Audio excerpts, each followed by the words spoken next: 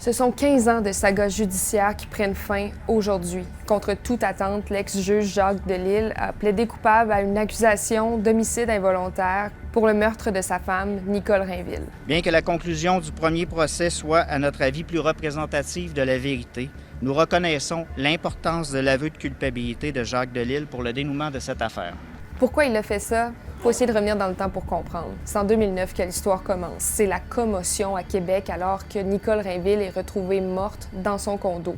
Et à ce moment-là, Jacques Delisle appelle lui-même la police pour dire qu'il a retrouvé sa femme qui s'est suicidée à l'aide d'une arme à feu.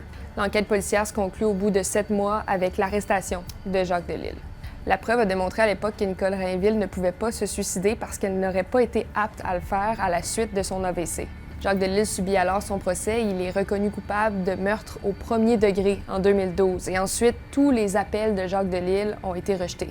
Mais en 2021, le ministre fédéral de la Justice, David Lametti, procède à une révision ministérielle. C'est quelque chose qu'on voit très rarement et ordonne un deuxième procès évoquant une possible erreur judiciaire et de nouvelles preuves. À la lecture du rapport du groupe de révision, nous n'étions pas en mesure de saisir ce qui pouvait justifier cette conclusion. Après 9 ans de prison, Jacques Delisle est remis en liberté en attente d'un second jugement, mais au lieu d'aller à procès, il réclame un arrêt des procédures. Il dit que des preuves ne sont plus disponibles. Il blâme le pathologiste d'avoir été négligent pour ne pas avoir conservé le cerveau de sa femme. Et en 2022, Jacques Delisle est finalement libéré de toute accusation. Et en septembre, la Cour d'appel dit non, le deuxième procès doit avoir lieu. Mais ce qui est arrivé entre-temps, c'est que les deux parties se sont entendues pour trouver un règlement évitant donc le deuxième procès. Et là, ça nous mène à aujourd'hui. Pas beaucoup de gens auraient pu prédire ceci, mais Jacques Delisle a décidé de plaider coupable de l'homicide involontaire de sa femme.